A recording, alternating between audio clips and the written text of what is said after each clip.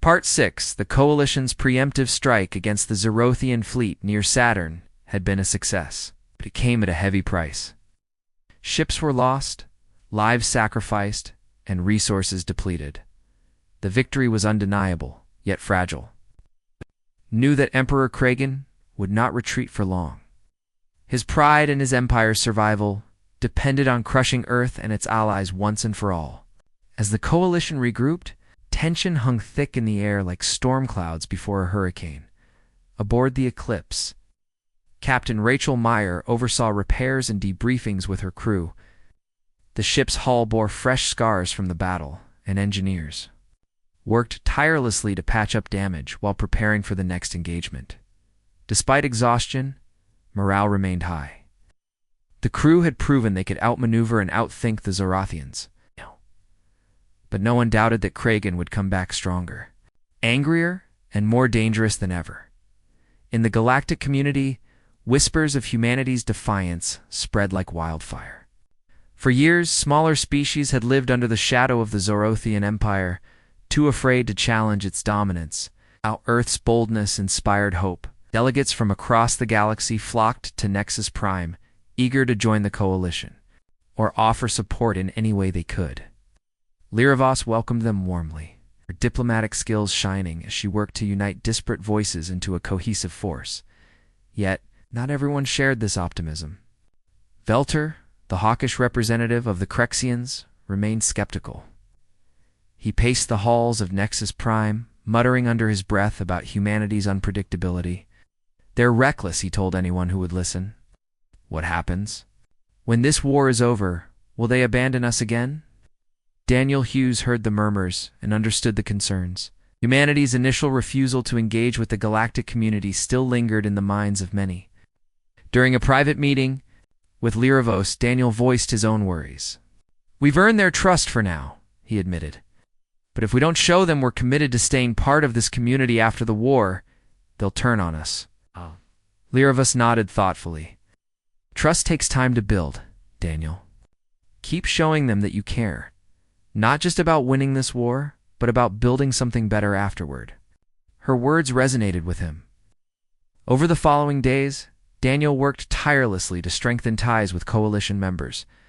He arranged cultural exchanges, inviting delegates to tour human ships and bases. He shared stories of Earth's history, highlighting moments of resilience and unity. Slowly but surely, barriers began to fall, placed by mutual respect and understanding. Meanwhile, Dr. Emily Grant focused on analyzing data from the recent battles. Her lab aboard the Eclipse buzzed with activity as she pored over sensor readings, weapon performance metrics, and enemy tactics. One discovery stood out. The Zorathians relied heavily on centralized command structures. If key leaders could be neutralized, their entire operation might collapse. Emily presented her findings to General Alan Carter during a video conference. "If we can disrupt their chain of command," she explained, pointing to a holographic display of the Zerothian fleet, "we can cripple their ability to coordinate attacks. It's their biggest weakness." Carter leaned forward, intrigued. "How do we do it without walking into a trap?" "We'll need precision," Emily replied, "and maybe some help from our allies. Their stealth technology could give us the edge we need." The plan quickly gained traction among Coalition leaders. Small strike teams, composed of humans and representatives from various species, would infiltrate Zerothian strongholds. Their mission: eliminate high-ranking officers and sabotage critical systems. It was risky, but the potential rewards outweighed the dangers. Preparations for the operation began immediately. Pilots underwent intense training, practicing evasive maneuvers and stealth tactics. Engineers modified ships to reduce their energy signatures, making them harder to detect. Intelligence operatives intercepted Zerothian communications, identifying likely targets and mapping out defensive perimeters. As launch day approached, anxiety rippled through the Coalition. Soldiers said goodbye to loved ones, knowing there was a good chance they wouldn't return. Back on Earth, civilians rallied behind the effort, organizing supply drives and sending messages of encouragement to those heading into harm's way. On the eve of the mission, Captain Meyer gathered her crew in the mess hall. She spoke plainly, her voice steady but filled with emotion. "Tomorrow, we take the fight to them," she said. "This isn't just about defending ourselves. It's about proving that freedom is worth fighting for. Remember why we're here. Remember what we're fighting for." Her words struck a chord, uniting the crew in purpose. When the order came to deploy, the fleet moved with quiet determination. Strike teams slipped past Zorothian patrols, using cloaking devices and decoy drones to avoid detection. Each team had a specific target, chosen based on intelligence reports and strategic importance. One such team included Marcus Lee, the young pilot who had distinguished himself in previous battles, and Rintel, the reptilian diplomat turned soldier. Their mission was to infiltrate a heavily guarded command station orbiting a distant moon. The facility housed senior Zorothian officers responsible for coordinating fleet movements. Under cover of darkness, their ship docked silently with the station. Armed with plasma rifles and EMP grenades, Marcus and Rintel led their squad through narrow corridors, avoiding patrols and disabling security systems. Every step felt like walking a tightrope. One wrong move could alert the entire base. Inside the control room, chaos erupted as the strike team breached the doors. Plasma bolts flew in every direction, lighting up the dim space with flashes of blue and green. Marcus took down 2 guards with precise shots, while Rintel used his natural agility to dodge incoming fire and disable another officer with a swift kick. "Clear," Marcus shouted, signaling the rest of the team to move in. Explosives on key consoles, ensuring the station's communication and navigation systems would be rendered useless. As alarms blared throughout the facility, the team retreated, narrowly escaping before the charges detonated. Similar successes unfolded across multiple targets. Coalition forces struck with surgical precision, dismantling Zorathian command centers and scattering their leadership. By the time the dust settled, the enemy fleet was left reeling, unable to mount a coherent response. Emperor Kragan watched the reports flood in, his expression darkening with each update. His grip on power was slipping, and he knew it. But instead of retreating, he doubled down on his aggression, ordering an all-out assault on Earth itself. "If I cannot rule them," he snarled, "then I will destroy them." Back at Nexus Prime, Daniel received word of Kragan's plan. His heart sank as he realized the stakes had just risen exponentially. Earth wasn't ready for a direct invasion. Yet, turning to Liravas, he asked urgently, "Can your people help defend Earth? We need reinforcements." Liravas hesitated, weighing the risks. "We'll do what we can," she promised, "but you must prepare your people as well. Be their greatest test." General Carter wasted no time mobilizing Earth's defenses. Orbital platforms armed with plasma cannons were activated, creating a protective barrier around the planet. Cities braced for impact, with civilians taking shelter in underground bunkers. Pilots scrambled to their ships, ready to meet the Zorothian fleet head-on. When the invaders arrived, the sky above Earth lit up like never before. Plasma beams crisscrossed the atmosphere, painting the horizon in hues of orange and violet. Explosions shook the ground as coalition ships engaged the enemy, protecting the planet below. The battle raged for hours, neither side willing to yield. Amid the chaos, moments of heroism emerged. A human frigate sacrificed itself to shield a civilian transport, ensuring hundreds of lives were saved. A Xylithian cruiser rammed a Zorothian dreadnought, buying precious time for reinforcements to arrive. These acts of bravery became symbols of hope, inspiring others to fight even harder. Finally, after what felt like an eternity, the tide began to turn. The Zorothian fleet, stretched thin and disorganized, started to falter. Ships retreated in disarray, their crews overwhelmed by the relentless assault. Cheers erupted aboard coalition vessels as the realization sank in. They had won, but the victory was bittersweet. Earth's skies bore the scars of battle, and countless lives had been lost. Still, the coalition stood united, stronger than ever. As Daniel looked out at the stars from Nexus Prime, he allowed himself a small measure of hope. The road ahead would be long and difficult, but for the first time, humanity wasn't walking it alone. Little did they know, however, that Kragan's defeat was only the beginning. Deep within his fortress, the Emperor plotted his revenge, vowing to unleash horrors beyond imagination. The war was far from over, and the true cost of freedom had yet to be paid. Part 5. The aftermath of the battle near Mars left both sides shaken, though for very different reasons. For humanity and its allies, the victory was a beacon of hope, a sign that they could stand together and push back against even the most formidable foes. But it was also a stark reminder of how fragile their position remained. The Zorthian fleet had been forced to retreat, but not without inflicting heavy losses on the coalition.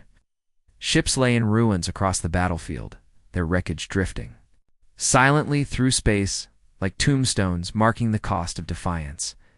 On board the Eclipse, Captain Rachel Myers surveyed the damage reports with a mixture of pride and sorrow. Her crew had performed admirably, executing maneuvers that would go down in history as acts of sheer brilliance. Yet the faces of those who hadn't returned haunted her thoughts. She walked among her team in the ship's medical bay, offering quiet words of encouragement to the injured and sharing moments of grief with those mourning fallen comrades. Despite the weight of leadership, she refused to let despair take hold. They had won this round, and that mattered. Meanwhile, aboard the Zorothian flagship, Emperor Kragan seethed with barely contained fury. His once imposing figure now radiated an aura of menace, his glowing eyes narrowing as he processed the scale of his defeat. The humans, those insignificant primitives, had not only resisted, but managed to rally others to their cause. This was unacceptable. For centuries, the Zorothian Empire had expanded unchecked, crushing resistance wherever it arose. Earth's defiance threatened to unravel everything he had built. "Commander Vrax," Kragan barked, his voice cutting through the tense silence of the bridge. "What went wrong?" Vrax hesitated, knowing any answer might provoke further wrath. "Their tactics were expected, my lord," he said carefully. "They used speed and agility to outmaneuver us, and their alliance with other species caught us off guard." Kragan slammed his fist against the control panel, causing several nearby officers to flinch. "Excuses," he roared. "Do you think I care about excuses? Fix this. Prepare our forces for another assault. This time, leave nothing to chance." Vrax bowed deeply, masking his unease. "As you command, my lord."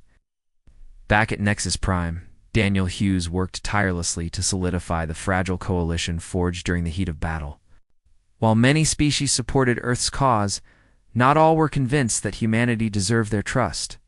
Some delegates whispered behind closed doors, questioning whether aligning with Earth was worth the risk. Belter, ever the skeptic, continued to sow doubt, reminding others of humanity's initial refusal to engage with the galactic community. "They ignored us for years," Belter argued during one particularly heated session. "Why should we believe they've changed? Once this war is over, they'll turn their backs on us again." Daniel listened patiently, letting Velter vent before responding. "I understand your concerns," he said evenly. "We made mistakes, and we're owning up to them. But consider, this one has ignoring a problem ever made it go away. Humanity chose to fight not just for ourselves, but for everyone who believes in freedom and cooperation. If we can work together now, imagine what we could achieve in peace." His words struck a chord with some, but skepticism lingered. Lyravas stepped forward, her presence commanding respect. "Daniel speaks the truth," she said, addressing the assembled delegates. "This isn't about past grievances.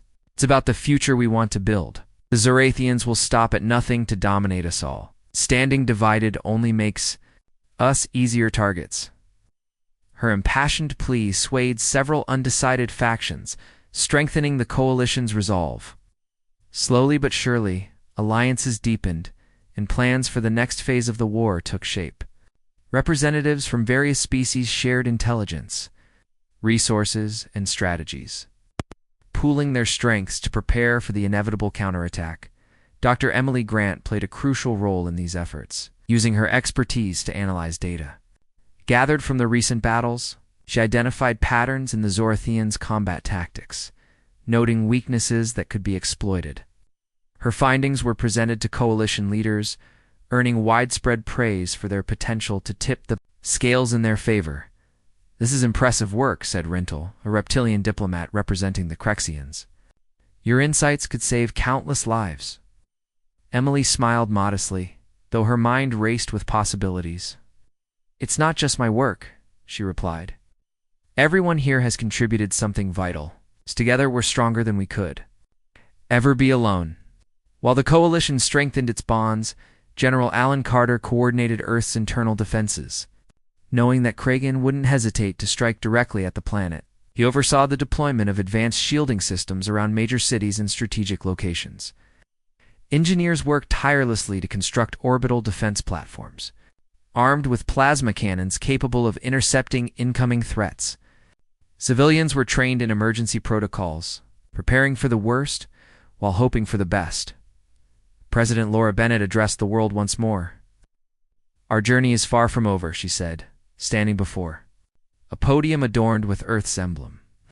"But each day brings us closer to securing a brighter future. To those who have joined us in this fight, know that your courage inspires us all. To the people of Earth, I say this: stay strong, stay united. We are not alone, and we will prevail."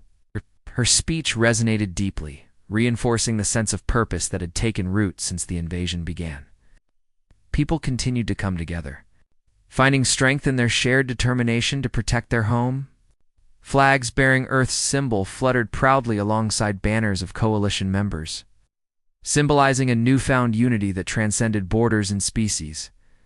Despite these preparations, tension mounted as reports indicated that the Zerothians were regrouping. Intelligence operatives intercepted transmissions, revealing plans for a massive assault aimed at overwhelming Earth's defenses. Kragan intended to crush humanity once and for all, sparing no expense or resource to achieve victory. Captain Meyer received updates from reconnaissance drones, monitoring the Zorothian fleet's movements. The enemy was amassing near Saturn, gathering reinforcements and repairing damaged ships. Their numbers dwarfed those of the coalition, and their weapons gleamed ominously under the planet's faint glow. "We need to act before they're ready," Meyer said during a strategy meeting aboard the Eclipse. "If we wait for them to strike first, we'll lose the advantage." Susan Hartley nodded in agreement. "Aggression isn't our style, but sometimes you have to meet fire with fire. Let's hit them where it hurts." Plans were drawn up for a preemptive strike targeting key Zorothian supply lines and command centers. Coalition ships would split into smaller task forces, striking simultaneously to maximize confusion and disruption. Pilots trained rigorously for the mission, honing their skills in simulated environments designed to mimic the chaos of battle. As launch day approached, nerves ran high. Crew members double-checked equipment, rehearsed procedures, and exchanged final messages with loved ones. Amid the flurry of activity, Captain Meyer took a moment to address her crew. "I won't lie to you," she said, her voice steady but tinged with emotion. "This mission is dangerous, but so is doing nothing. We've proven before that we can stand up to the Zorothians. Now it's time to show them that we won't back down." Her words bolstered morale, inspiring confidence, even as fear lurked beneath the surface. When the order came to deploy, the fleet moved with precision, slipping past Saturn's rings undetected. Task forces broke off, heading toward their assigned targets while maintaining radio silence to avoid detection. The attack began at dawn, Earth Standard Time.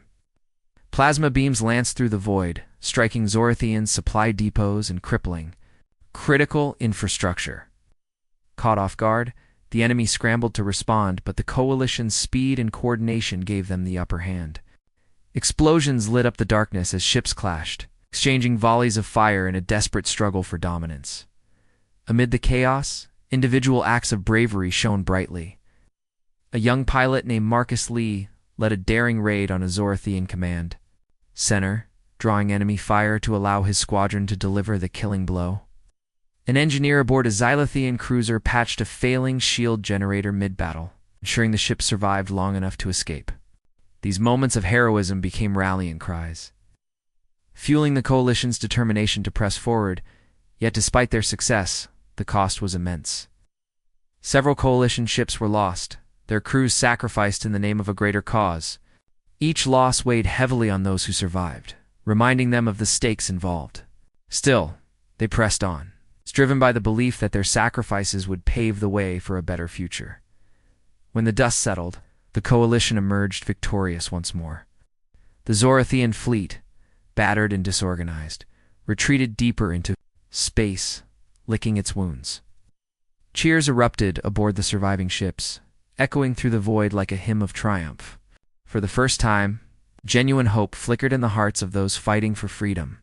But even as celebrations began, sobering realities loomed large. Kragan still commanded vast resources, and his thirst for vengeance burned brighter than ever. The coalition had dealt him a significa. Part 4, the battle near Jupiter had ended, but the war was far from over. News of humanity's unexpected resistance spread across the galaxy like wildfire, sparking reactions ranging from admiration to disbelief. For the first time in centuries, the Zoroastrian Empire faced a challenge it hadn't anticipated. Emperor Kragan seethed with rage aboard his flagship, pacing back and forth as his advisors scrambled to explain how such a primitive species could hold its ground against their superior forces. "They're lucky," Commander Vrax muttered, trying to sound confident despite the tension in the air. "It caught us off guard. It won't happen again." Kragan stopped mid-step and turned to glare at him. "Luck?" he growled, his voice dripping with disdain. "Do not insult me. With excuses? This is incompetence. Find their weaknesses, exploit them, and crush them.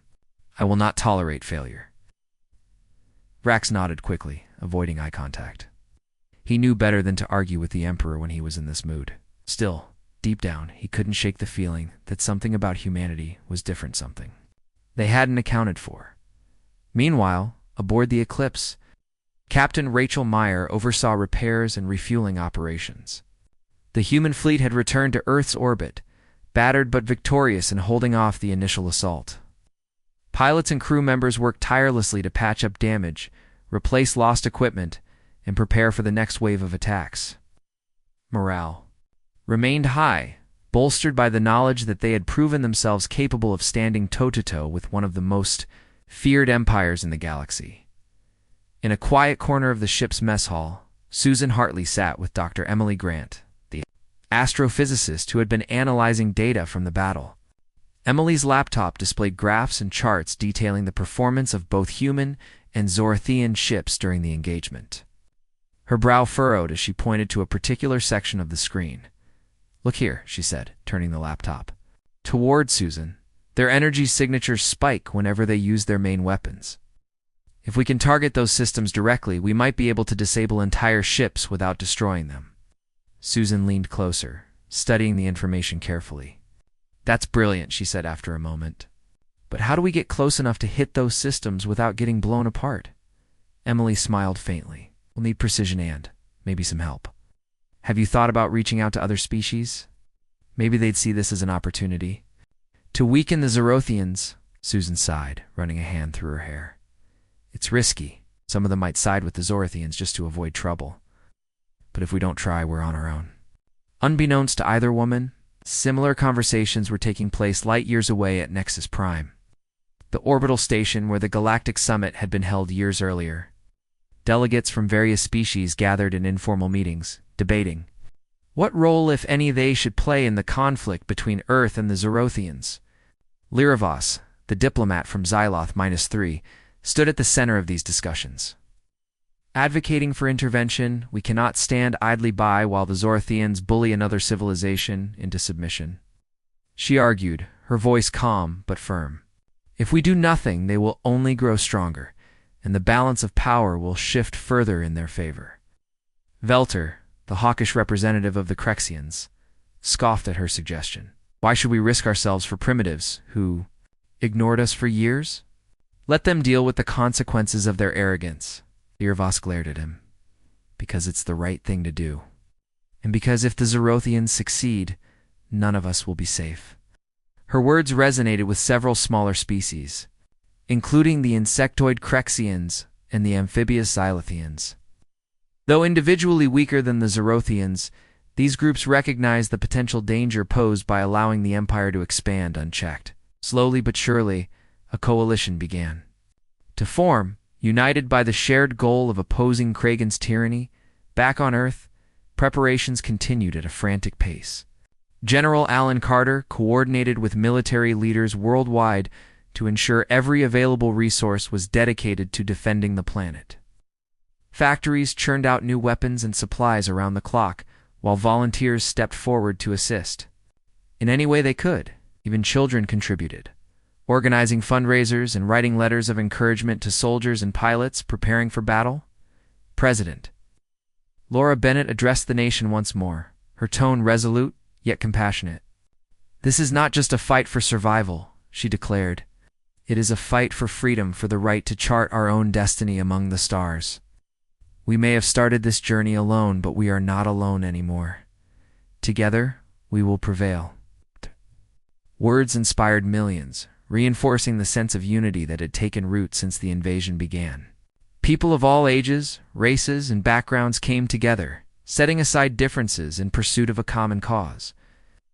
In cities and towns across the globe, flags bearing Earth's emblem, a blue circle surrounded by stars, were raised alongside national banners, symbolizing humanity's newfound solidarity. As the days passed, Earth received its first official communication from an alien species. A transmission arrived from Nexus Prime, delivered by Lyravas herself. Her holographic image appeared in the White House Situation Room, addressing President Bennett and her advisors. "Greetings, representatives of Earth," she began, her voice warm and respectful. "I speak on behalf of several species who wish to offer their support in your struggle against the Zorothian Empire. While we may not agree on everything, we share a desire for peace and cooperation. If you are willing, we would like to join forces to oppose this threat." President Bennett exchanged glances with her team before responding. "We are grateful for your offer," she said, choosing her words carefully. "But understand, this is our fight. We will not ask others to risk their lives for us." Lyravas inclined her head slightly. "You misunderstand.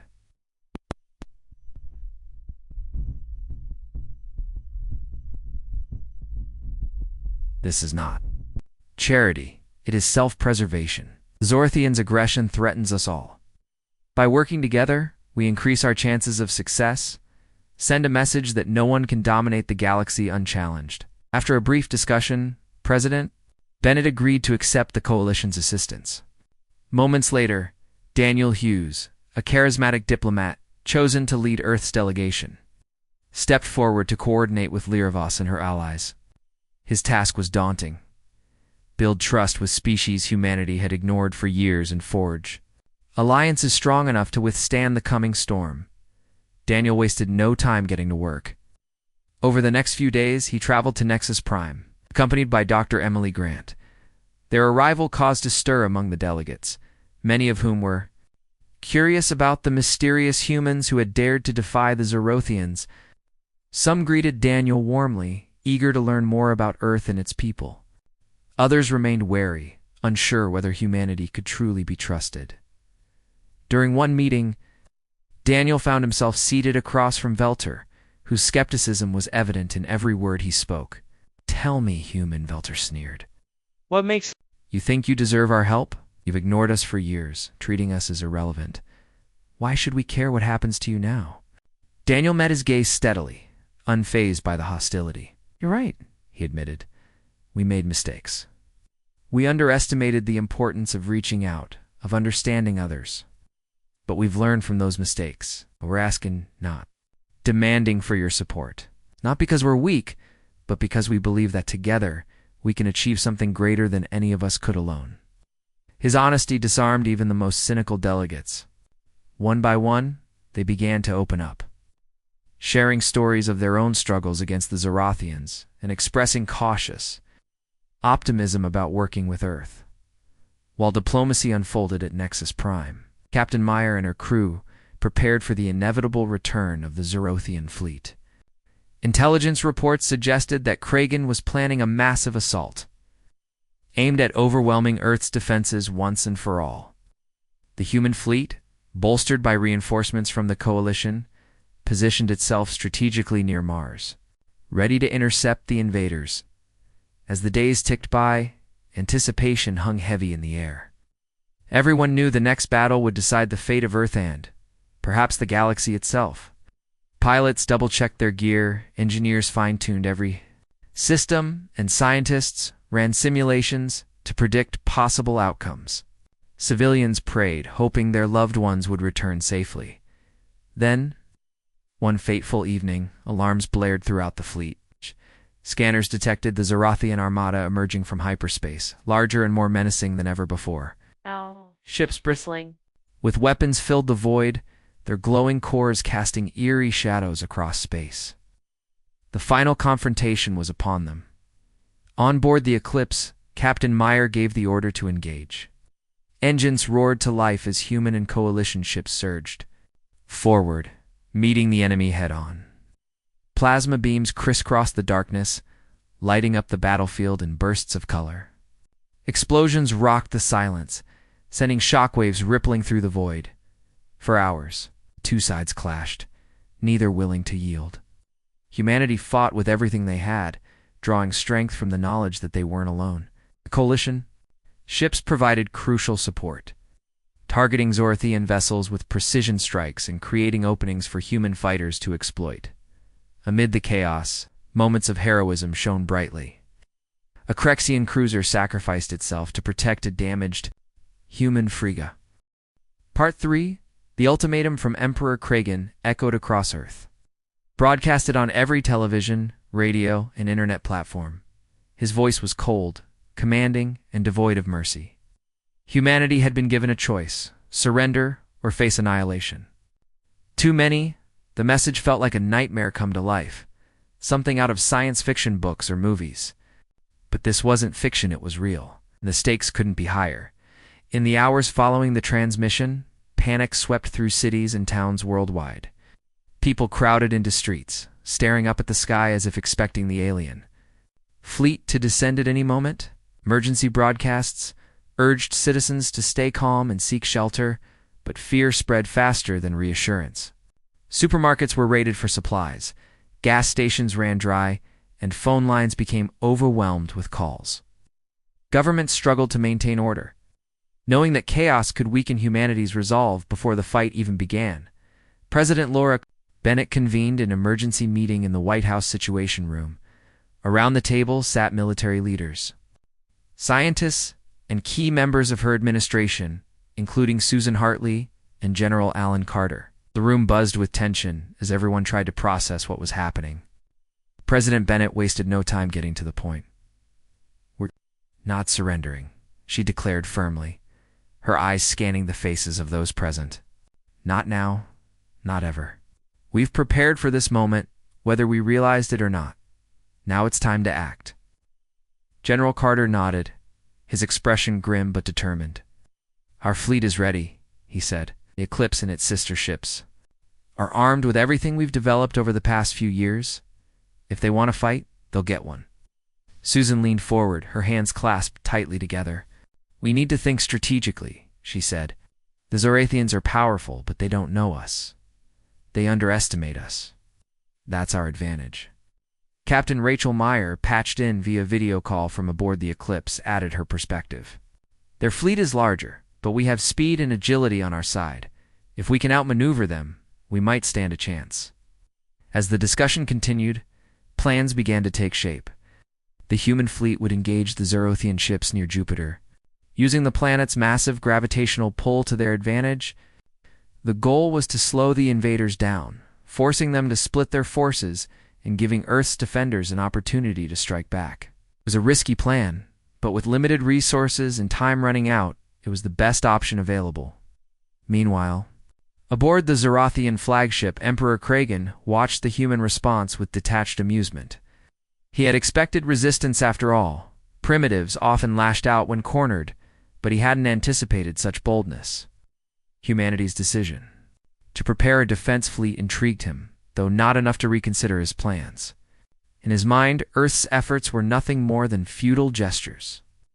Doomed to fail against the might of the Zorathian Empire, let them try. Kragan growled to his second-in-command, Commander Vrax, they'll learn soon enough what happens to those who defy us." Vrax nodded obediently, though privately, he harbored doubts about the Emperor's confidence. The humans had surprised them once by ignoring the Galactic Summit. Perhaps they were capable of surprising them again. Still, questioning the Emperor was unthinkable. So Vrax kept his thoughts to himself. Back on Earth, preparations reached a fever pitch. Engineers worked non-stop to ensure every ship in the fleet was combat-ready. Pilots trained tirelessly in simulators, practicing maneuvers designed to exploit the weaknesses of the Zerothian vessels. Scientists fine-tuned experimental weapon systems, hoping they would perform as intended during the heat of battle. Civilians, too, played their part, volunteering to assist in shelters, hospitals, and communication hubs. For the first time in history, humanity united under a single purpose: survival, as the human fleet launched into orbit. The world watched with bated breath. News cameras captured the sight of sleek warships ascending into the heavens, their engines blazing trails. A fire across the night sky. Social media erupted with messages of hope, defiance, and solidarity.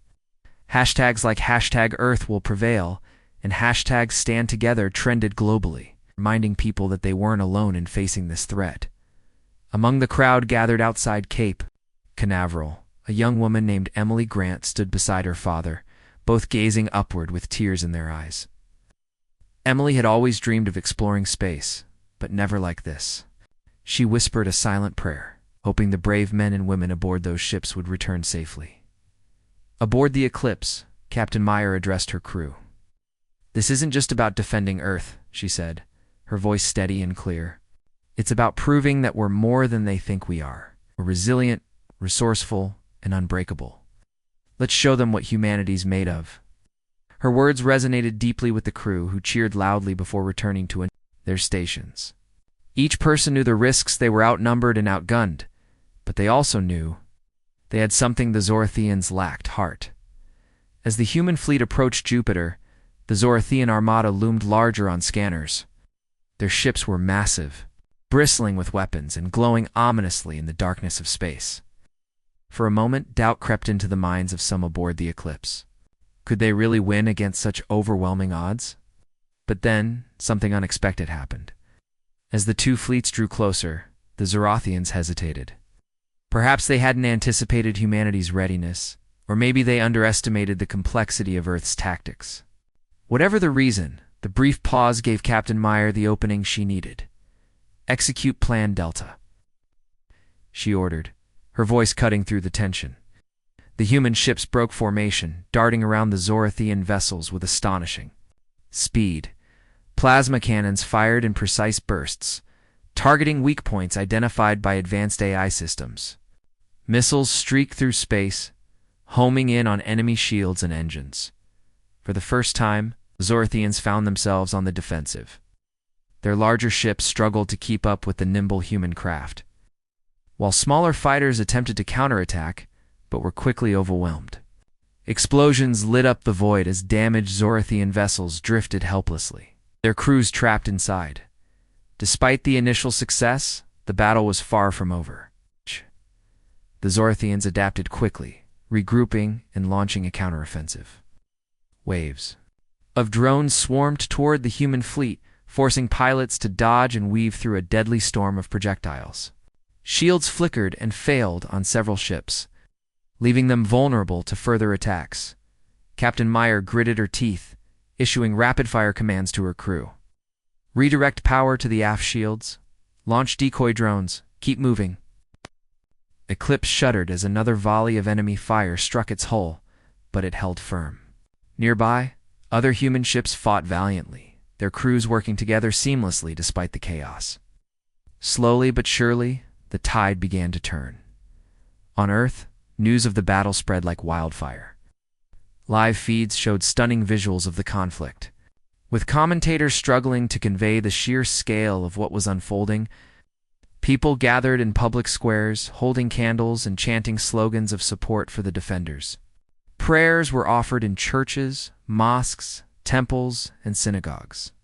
Transcending religious and cultural boundaries, Even as the battle raged on, moments of heroism emerged.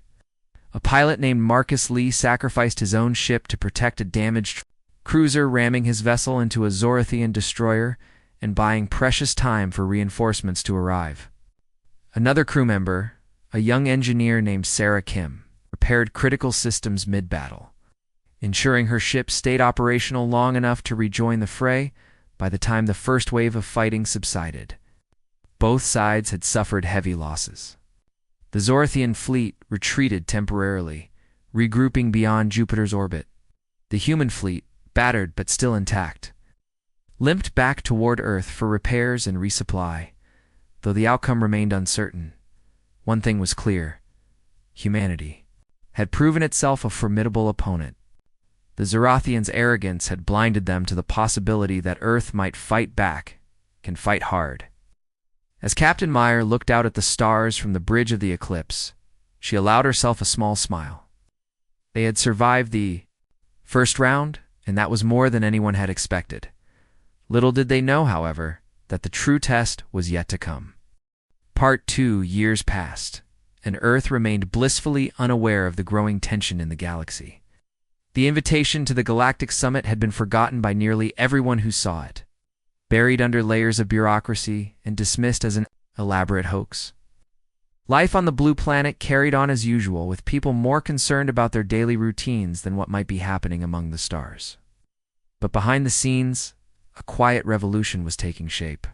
Susan Hartley, head of the Global Defense Initiative, GDI, couldn't shake the feeling that humanity was making a grave mistake by ignoring the summit. She spent countless nights poring over intercepted signals from space, piecing together fragments of conversations between alien species.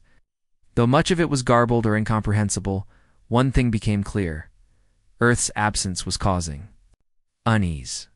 Some species viewed humanity's silence as arrogance, while others saw it as weakness. Either way, no one seemed pleased.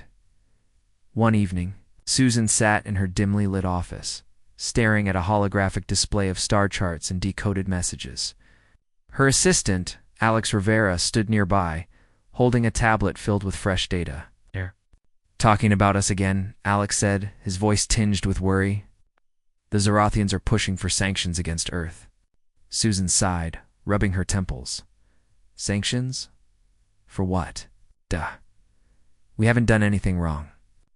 "They think we're ignoring them on purpose," Alex explained.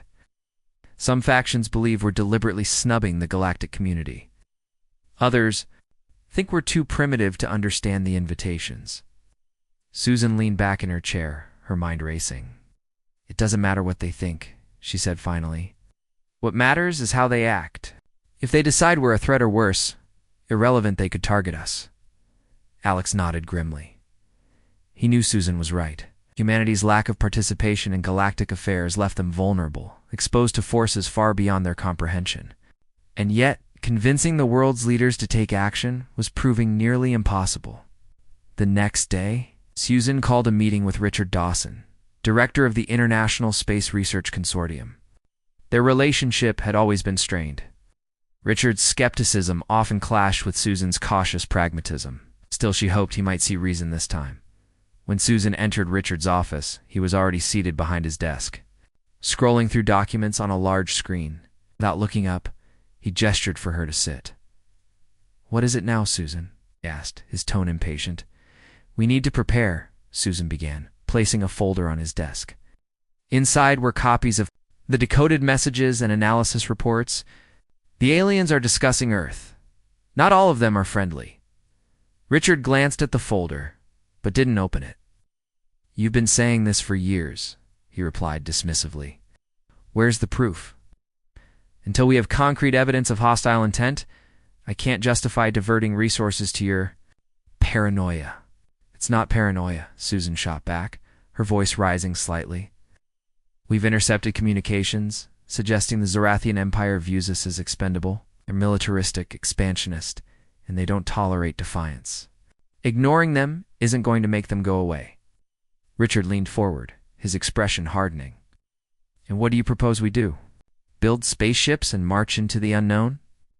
That's ridiculous. You don't even know if these aliens exist outside of your fantasies." Susan clenched her fists beneath the table, forcing herself to stay calm. "I'm not asking for warships," she said evenly. "I'm asking for preparation. Develop better defenses, improve our technology, and start thinking about how we'll respond when they come knocking." For a moment, Richard looked like he might argue further, but then he shook his head and turned back to his screen. "Do what you want," he muttered. "But don't expect funding from me." Frustrated but undeterred, Susan left the office determined to push forward. She knew she couldn't rely on Richard or anyone else in the scientific community to take her warnings seriously. If humanity was going to survive whatever challenges lay ahead, she would have to find support elsewhere. Over the next few months, Susan worked tirelessly to build alliances within the government. She reached out to military officials, intelligence agencies, and even private tech companies, explaining the potential dangers posed by extraterrestrial threats. Slowly but surely, she began to gain traction.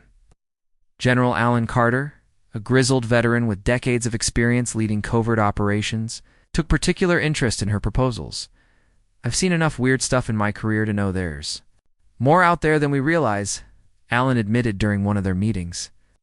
"If you're right and I pray to God you're not, we need to be ready." With Alan's backing, Susan secured funding for several classified projects aimed at advancing Earth's defensive capabilities. Engineers and scientists worked around the clock to develop cutting-edge technologies, including plasma-based weapons, AI-driven drones, and experimental shielding systems. Meanwhile, intelligence operatives monitored alien communications, searching for any sign of impending danger. Despite these efforts, public awareness of the situation remained minimal. Most people continued living their lives without giving much thought to what might exist beyond Earth's atmosphere. News outlets occasionally reported strange phenomena and unexplained lights in the sky, mysterious radio signals, but such stories were quickly dismissed as hoaxes or natural occurrences. Even when astronomers detected unusual activity near Jupiter, few paid attention. That changed one fateful night when a massive fleet of alien ships emerged from hyperspace. The vessels were unlike anything humanity had ever seen, sleek and angular. With glowing energy cores pulsating at their centers, panic spread across the globe as news networks broadcast footage of the fleet looming ominously near Earth's orbit. President Laura Bennett addressed the nation from the White House, flanked by military advisors and government officials. Her face was pale but resolute as she spoke. "Citizens of Earth," she began, her voice steady despite the gravity of the situation. "We are facing an unprecedented challenge. A fleet of unidentified spacecraft has entered our solar system, and its intentions remain unclear. Rest assured, we are taking every possible measure to protect our planet." As the president spoke, General Alan Carter coordinated with Captain Rachel Meyer, commander of the newly commissioned human warship Eclipse. The ship was part of a secret fleet developed under Susan's initiative, equipped with some of the most advanced weaponry ever created. Though untested in combat, the fleet represented humanity's best chance at survival. Back at Nexus Prime, delegates from across the galaxy watched the unfolding drama with mixed reactions. Lirvos felt a pang of guilt as she observed the chaos. She had warned her colleagues about Earth's potential, yet no one had listened. Now it seemed humanity was paying the price for their ignorance. Velter, however, wore a smug grin. "I told you they were primitives," he sneered, addressing the other delegates. "Look at them, scrambling like ants under a magnifying glass." Lirvos glared at him.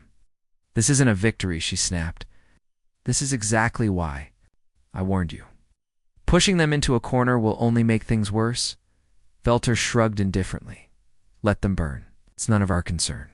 Meanwhile, aboard the alien flagship, Emperor Kragan of the Zorathian Empire surveyed the blue planet below with cold detachment. To him, Earth was nothing more than another resource to exploit a weak, insignificant world ripe for conquest. He activated a communication link, broadcasting a message to humanity. "People of Earth," his deep, guttural voice boomed. "You have ignored our invitations, defied our laws, and shown contempt for the galactic order. Surrender now, and your annihilation will be swift and merciful. Resist, and you will face total destruction." The ultimatum sent shockwaves around the globe. Governments scrambled to respond, while citizens braced themselves for the worst. But amidst the fear and uncertainty, a spark of defiance ignited. Humanity had faced extinction-level threats before: asteroids, pandemics, nuclear wars, and survived. This time would be no different. General Carter issued orders to mobilize the fleet, positioning ships near strategic points in Earth's orbit. Captain Meyer oversaw final preparations aboard the Eclipse, ensuring every system was functioning flawlessly. As the alien fleet approached, tension crackled through the air like static electricity. No one knew what would happen next.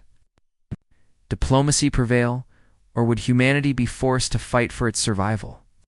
One thing was certain: Earth's decision to ignore the Galactic Summit had consequences far greater than anyone could have imagined.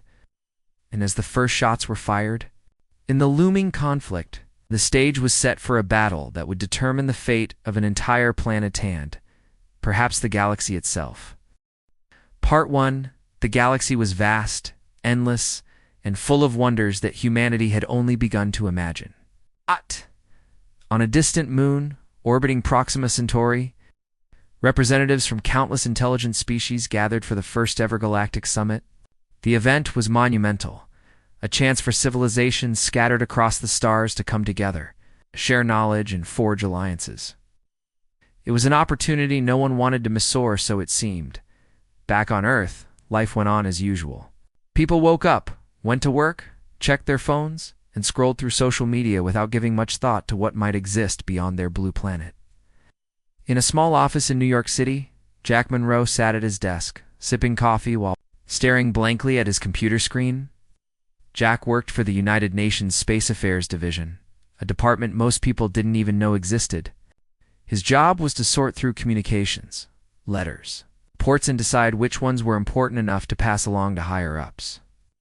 Most days, this meant filtering out spam or dismissing conspiracy theories sent by overly enthusiastic amateur astronomers.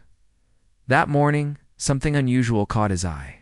An email titled "Invitation to the First Galactic Summit" appeared in his inbox. Curious, he clicked on it. The message was formal, written in perfect English, but with phrasing that felt oddly alien. It invited representatives of Earth to attend the summit, describing it as a historic moment where all known intelligent species would gather to discuss matters of mutual importance. Attached to the email was a set of coordinates pointing to a location deep in space. Jack leaned back in his chair, scratching his head. Was this some kind of prank? He glanced around the room, half expecting someone to jump out and yell, "Gotcha!" But no one did. The office was quiet except for the hum of the air conditioner and the occasional clatter of keyboards from neighboring cubicles. Sighing, he forwarded the email to Susan Hartley, the head of the Global Defense Initiative (GDI), just in case. Then he promptly forgot about it. Susan, however, did not. When she received the forwarded email, her brow furrowed as she read through the contents carefully. Unlike Jack, Susan took the invitation seriously. She had spent years preparing for the possibility of contact with extraterrestrial life. Her division had been monitoring strange signals from space for decades, though nothing concrete had ever come of it. Still, the idea of ignoring such an invitation felt reckless. She forwarded the email to Richard Dawson, the director of the International Space Research Consortium, hoping he might have some insight.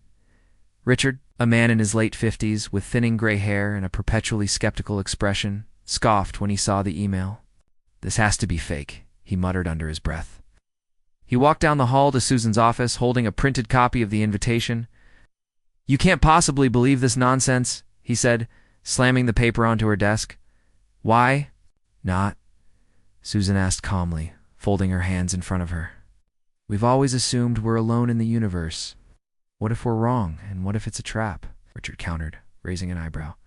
"For all we know, this could be some elaborate scheme to lure us into a false sense of security." Susan sighed. She admired Richard's dedication to scientific rigor, but sometimes his skepticism bordered on paranoia. "Even if it is a trap," she said, "we can't afford to ignore it. If there are other intelligent species out there, we need to understand them, and they need to understand us." But Richard wouldn't budge. "Until we have proof, I'm not wasting resources chasing shadows," he declared, before leaving her office. Without official approval, Susan couldn't act on the invitation. She filed it away, hoping someone else might take notice. Unfortunately, no one did. Days turned into weeks, and the deadline for responding to the invitation came and went. Humanity remained silent, blissfully unaware of the growing unease among the stars. Across the galaxy, delegates from various species gathered at Nexus Prime, the orbital station hosting the summit. The atmosphere buzzed with excitement and curiosity as beings of all shapes and sizes mingled. Some looked vaguely humanoid. Others resembled creatures straight out of science fiction novels. There were towering insectoids with shimmering exoskeletons, translucent jellyfish-like entities floating gracefully above the ground, and even sentient plants whose leaves rustled softly as they moved. Among the attendees was Lyravos, a diplomat. From the aquatic race of Xyla 3, her sleek, silver body glimmered under the artificial lights of the station, and her large, multifaceted eyes scanned the crowd with concern. Earth's absence weighed heavily on her mind. She approached Felter, a representative of the Zerothian Empire, who stood nearby with arms crossed over his muscular chest. Felter's sharp features and piercing gaze made him look perpetually annoyed. "Earth hasn't responded," Lyravos said, her voice soft yet firm. "We should consider reaching out again." Felter snorted dismissively. "They're primitives," he replied, waving a hand as if swatting away an annoying insect. "If they can't bother to show up, why waste our time on them?" Lyravos frowned. "That's exactly my point. Ignoring them could lead to trouble later. We don't know how advanced they are or what they're capable of." "They're irrelevant," Veltor snapped. "Let them rot in their ignorance." Despite her protests, Lyravos knew she couldn't sway Velter's opinion. The Zerothians were one of the most powerful empires in the galaxy, and their arrogance was legendary. Still, she couldn't shake the feeling that Earth's silence was more than mere apathy. Something about it felt deliberate, almost defiant. Meanwhile, back on Earth, life continued as it always had. No one paid attention to the whispers of discontent spreading across the galaxy. They had no idea that their decision, or lack thereof, to ignore the Galactic Summit would have far-reaching consequences. For now, humanity remained blissfully unaware of the storm brewing in the cosmos, oblivious to the fact that their actions or inactions were being discussed light years away. As the summit concluded, Lyravos lingered behind, watching the delegates file out of the grand hall. Her thoughts drifted to Earth, a world shrouded in mystery and potential. Somewhere out there, hidden among the billions of stars, lay a civilization that had chosen to remain silent. And while many dismissed them as insignificant, Lyravos couldn't help but wonder, what secrets did Earth hold? And when, if ever, would they choose to reveal themselves? Little did anyone know, the answer to that question would come sooner than expected, and when it did, it would change the course of galactic history forever.